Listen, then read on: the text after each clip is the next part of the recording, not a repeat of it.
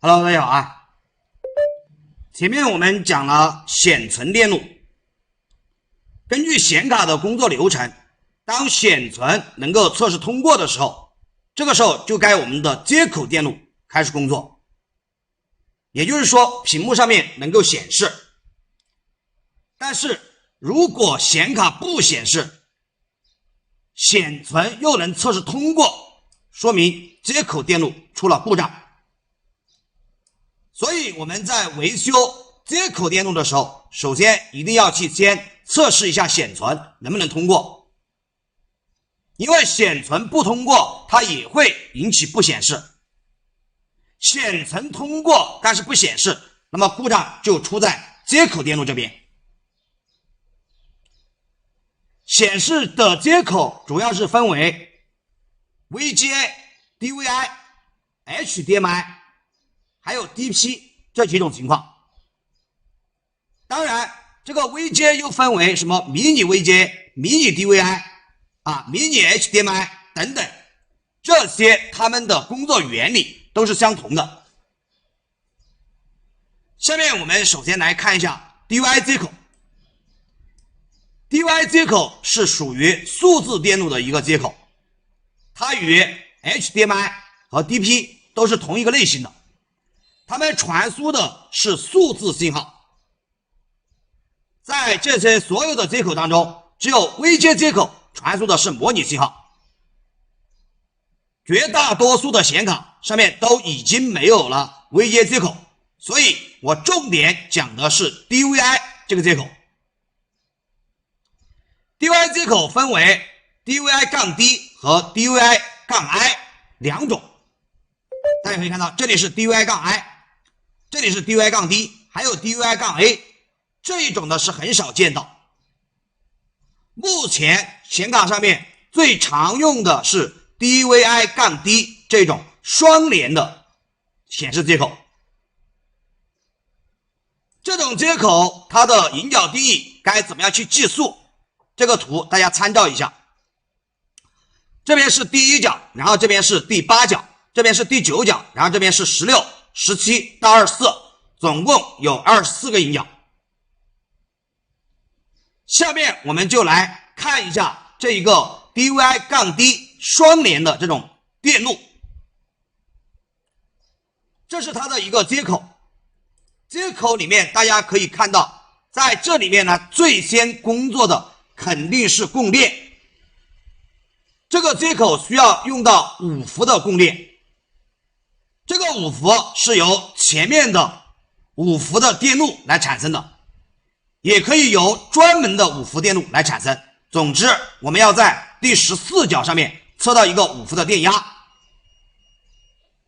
有了供电之后，它要检测这一个显示器有没有接入，我们把它叫做 HPD， 在这里面是叫 Hot Plug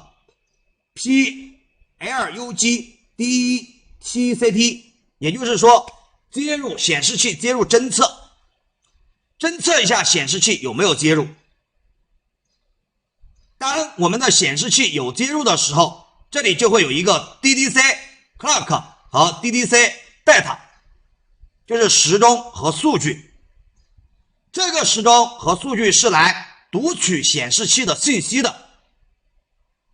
大家知道我们进入操作系统之后，为什么能够用鲁大师这种软件检测到显示器的信息？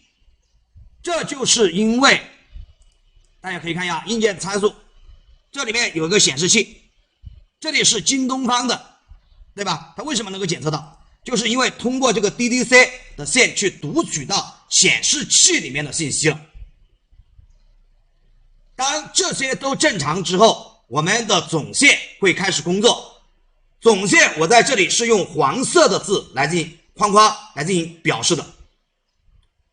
我们可以看到有1组、2组、3组、4组、5组、6组总线，再加上1组时钟。这里的 clock 是属于总线上面的时钟。所以呢，这个显示接口它的工作原理非常简单，总共就分为5步。就是供电部分。那么测试引脚是在第14pin，测量出来的电压应该是5伏。第二步是要检测一下显示器有没有接入，这个信号我们把它叫做 HPD， 看一下显示器有没有接入。接入之后，这个信号会发生变化。比方说我们没有接入显示器的时候，这个信号应该为0。接入显示器之后，它的电压就会变成 3.3， 这说明什么呢？从0伏到 3.3 伏之间的这个变化，那就说明显示器检测到了。检测到之后，我们要去读取显示器里面的信息，也就是说你插的这个东西它是不是显示器，或者说显示器的信息与它匹不匹配。那么这个时候就会通过 DDC clock 和 DDC data 这2个线去读取显示器里面的信息。这个在读取的时候上面会有波形，我们在维修的过程当中主要是去测它的电压以及它的对地阻值。下面呢是时钟，这里的话大家要注意，这个时钟是属于总线时钟。总线时钟是 clock 正和 clock 负，它是一组的。然后在23和24 pin 可以测试，它的对地阻值要相同。实际呢，我们的时钟和这个数据啊，它们是属于同一个类型的。这里面有总共6组数据线 ，delta 0到 delta 5，总共6组数据线，分别在这些引脚上面可以进行测试，它们的对地阻值是相同的。下面我们就根据这一个显示器的工作原理，或者说这个显示接口的工作原理，来详细的讲解每一步的工作。